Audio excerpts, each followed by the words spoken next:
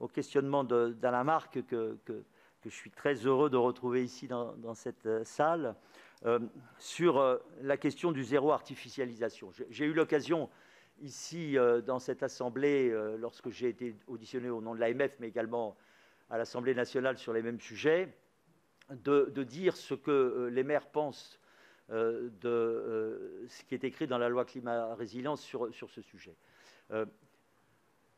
On dit dans la loi trop de choses et on n'en dit pas assez. On renvoie au décret et on ne fixe pas les règles qui pourraient permettre au décret de faire son métier et de ne pas faire le métier de la loi. Bon. Ça c'est grave. Bon, mais c'est comme ça et c'est la loi qui a été votée.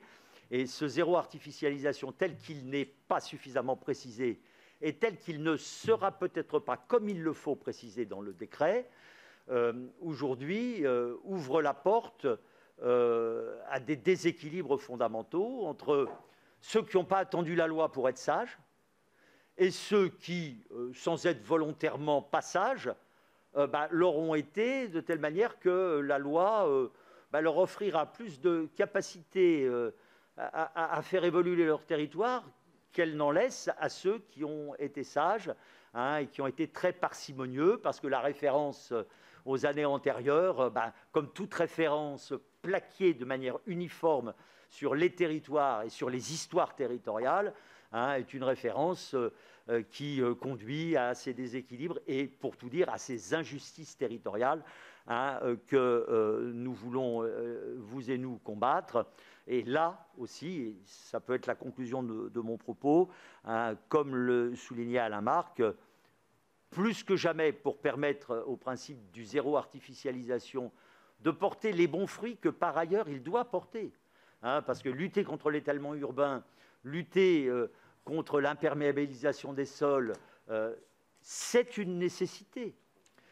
Et il faut trouver les voies et moyens de le faire sans dire que nous, on ne peut pas et que c'est les autres qui vont le faire. C'est le syndrome qu'on connaît bien dans notre pays.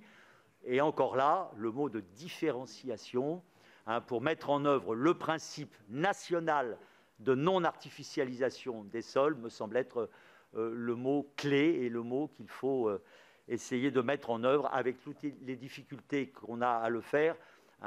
Référence aux premiers articles dont on a largement parlé de ce projet de loi, qui sur ce volet de la différenciation n'apporte pas d'éléments suffisamment solides pour qu'on puisse avoir la certitude qu'on va y aller et qu'on va pouvoir être en proximité, très adapté à nos terrains, à nos territoires et à la bonne action publique que nous souhaitons y mener.